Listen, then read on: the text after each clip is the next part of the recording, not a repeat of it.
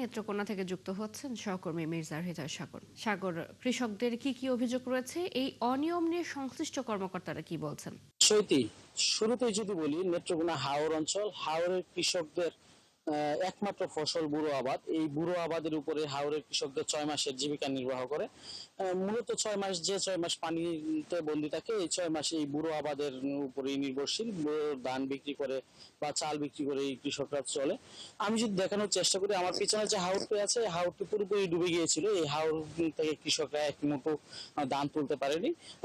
ক্ষতিগ্রস্ত কৃষকরা যারা আছে তারা সরকারি প্রণোদনা নিয়ে যেটি বলছে, সরকার যেহেতু তাদের সমস্যার কথা চিন্তা করে প্রণোদনা ব্যবস্থা করেছিল, কিন্তু ভুক্তভোগী কৃষকরা বলছে যে এই প্রণোদনার যে তালিকা রয়েছে, এই তালিকায় মূলত দুর্নীতি ও অনিয়ম দেখা দিয়েছে। তালিকায় যে কমিটি করা হয়েছে, কমিটির মাধ্যমে দেখা গেছে যে প্রকৃত কৃষকরা বাদে যারা অল্প ক্ষতিগ্রস্ত বা কৃষক নয়, তারা প্রণোদনার তালিকায় এসেছে। এবং কৃষকরা এই বিষয়ে বিভিন্ন উপজেলা এবং বিভিন্ন কৃষি অফিসের সামনে মানববন্ধন করেছে। আমরা দেখেছি যে তারা তাদের অভিযোগ জমা দিয়েছে। আমরা কৃষি অফিসের সাথে কথা বলেছিলাম, কৃষি অফিসার যেটি বলেছে যে অল্প দিনের মধ্যে কৃষি তালিকা সংগ্রহ করায় মূলত তারা এই সঠিক তালিকাটি প্রণয়ন করতে পারে না।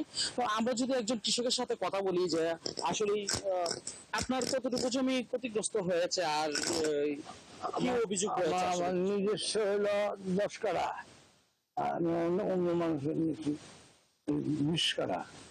আমার সবগুলো একদম কেটে দিচ্ছে। প্রণোদনায় আপনার নাম আসে না কেন?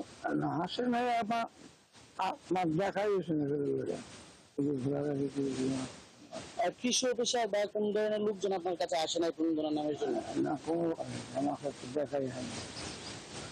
নিশ্চয়ই। এই যে আমরা একজন কৃষকের সাথে কথা বলছিলাম, ওনার 30 কাঠা জমি, সম্পূর্ণ জমি পানিতে তলিয়ে গিয়েছিল। উনি মূলত বর্গা চাষী, 10 কাঠা জমি নিজের এবং বাকি 20 কাঠা জমি পরে চাষ করে। এরকম ভাবে প্রকৃত ভুক্তভোগী হাজার হাজার কৃষক মূলত তালিকা থেকে বাদ পড়েছে।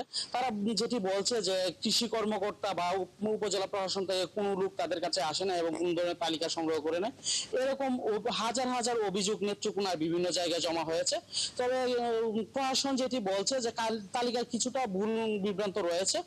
তারা মন্ত্রণালয়ে যে পরিমাণ তালিকা পাঠিয়েছিল, মূলত উপজেলা প্রশাসন থেকে এবং জেলা প্রশাসন থেকে নেত্রকোনায় 57,000 কৃষকের তালিকায় মন্ত্রণালয়ে পাঠিয়েছিল। সেখান থেকে 40,913 জন প্রণোদনায় নাম এসেছে, বাকিদের নাম বাদ পড়েছে। বাকিরা যারা বাদ পড়েছে তারা সবাই প্রকৃত ভুক্তভোগী কৃষক বলে বলছে প্রশাসন। চৈতি, এই ছিল নেত্রকোনা থেকে সর্বশেষ। সাগর, ধন্যবাদ আপনাকে। আমাদের সাথে নেত্রকোনা থেকে যুক্ত ছিলেন সহকর্মী মির্জা হৃদয় সাগর।